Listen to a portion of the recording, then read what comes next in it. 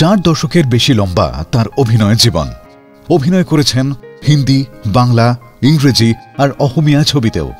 কাজ করেছেন Satyajit Ray, Mrinal Sen, David Lean, Roman Polanski, James Ivory আর শ্যাম বেনেগালের মতো চিত্র পরিচালকদের সঙ্গে। মেনস্ট্রিম বাণিজ্যিক ছবির থেকেও দূরে থাকেননি। অভিনেতা ভিক্টর ব্যানার্জির জন্ম অভিজাত পরিবারে। বাড়ি থেকে সিনেমা দেখতে যাওয়ারই অনুমতি ছিল না একসময়। তাই অভিনয় করতে আসাটাও আগে থেকে ঠিকুতের পাসপোর্ট হাতে পেয়েছিলেন সত্যজিৎ রায়ের শতরঞ্জ কি খিলাড়ি ছবিতে অভিনয় করে।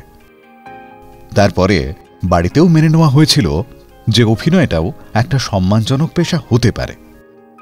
তাই ভিক্টর ব্যানার্জি মনে করেন সত্যজিৎ রায়ের সঙ্গে প্রথম কাজ করাটা তাঁর অভিনয় জীবনের বিরাট বড় একটা সৌভাগ্যের বিষয়।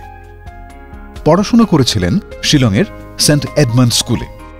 কলকাতার সেন্ট জেভিয়ার্স কলেজ থেকে ইংরেজি সাহিত্যে স্নাতক, তারপরে যাদবপুর বিশ্ববিদ্যালয় থেকে তুলনামূলক সাহিত্যে স্নাতকোত্তর। 1984 অভিনয় করলেন ডেভিড লিনের আ প্যাসেজ টু ইন্ডিয়া ছবিটিতে। এই ছবি তাকে পাশ্চাত্যের দর্শকের কাছে পরিচিত করে দিয়েছিল। বাফটা অর্থাৎ British academy of film and television arts পুরস্কারের জন্য নমিনেশন পেয়েছিলেন। এই চরিত্রটির জন্যই আরও 2টি আন্তর্জাতিক মানের পুরস্কার যোগ হয়েছিল তাঁর মুকুটে। Evening Standard British Film Award আর মার্কিন যুক্তরাষ্ট্রের ন্যাশনাল বোর্ড রিভিউয়ের পুরস্কার। মার্চেন্ট আইভারি প্রোডাকশনসের hullabaloo over Georgie and Bonnie's pictures ছবিটিতে অভিনয়ও তাঁকে আন্তর্জাতিক খ্যাতি এনে দিয়েছিল। আবার 1988-তে ইয়র্ক মিস্ট্রি প্লেজে স্টিভেন পিমলাটের পরিচালনায় জিসাসের চরিত্রে তাঁর অভিনয় সমালোচকদের প্রশংসা কুড়িয়ে নিয়েছিল। ভিক্টর ব্যানার্জি যখন কলকাতায় থাকেন না, সেই সময় তাঁকে খুঁজে পাওয়া যায় ল্যান্ডরে। মুসৌরির কাছে এই পাহাড়ি শহরই তাঁর বর্তমান ঠিকানা। অভিনয়ের পাশাপাশি ছবি পরিচালনাও করেছেন। তাঁর পরিচালিত ওয়্যার নো জার্নিজ এন্ড ছবিটি 1990 সালে রাষ্ট্রীয় পুরস্কার পেয়েছিল।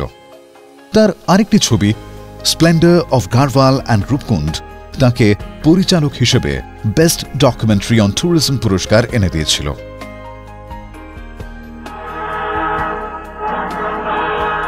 হ্যাঁ, আক্রোশী বলতে পারো। ছোটবেলায় বাবার নাম বলতে পারিনি বলে বন্ধুরা যখন অপমান করেছিল, লজ্জায় যখন স্কুলে যেতে পারিনি, তা আক্রোশ তো আমার একটা আছেই। আচ্ছা মা, তুমি বলতে পারো বাবা মা ভুল করেছে বলে তাদের ভুলের প্রায়শ্চিত্ত আমি কেন করতে যাব? অ্যাঞ্জেল ডিজিটাল তার দীর্ঘ জীবন কামনা করে।